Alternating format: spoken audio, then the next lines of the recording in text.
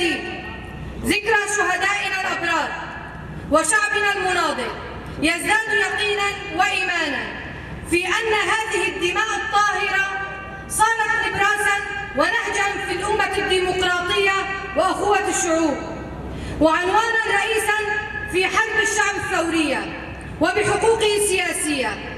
وهو مدرك أن مناسبة إحياء ذكرى عيد الشهداء في كل عام باتت جزءا لا يتجزأ من وجدانه ضد آلة الإجرام والمجرمين والقتلة التي أقدمت على سفك هذه الدماء الطاهرة بطبيعتها العدوانية ضد شعبنا، لتكون هذه الدماء البريئة وقودا لبناء مجتمع أخلاقي سياسي ديمقراطي.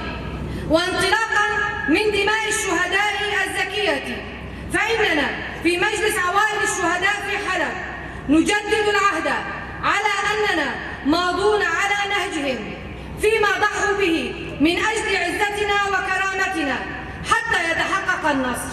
وسنستقبل عاما جديدا في مسير ثورتنا، ثورة الحياة الندية الحرة، وبناء سوريا ديمقراطية لا مركزية بكل إصرار وعزم مع إخوة النضال برؤية وطنية وسياسية أخلاقية لضمان حقوق السوريين في سوريا المستقبل وتحرير كامل الأراضي المحتلة بدءا من عفرين وانتهاء بسريكانية وجريسبي وجميع الأراضي السورية، وتحقيق الحرية الجسدية للقائد عبد الله وجلال مع مواصلة العمل الدؤوب لتحقيق آمال شهدائنا.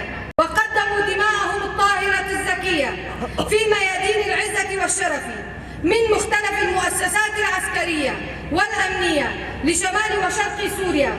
هم قاداتنا المعنويون ومشاعر نور لدربنا نحو الحرية.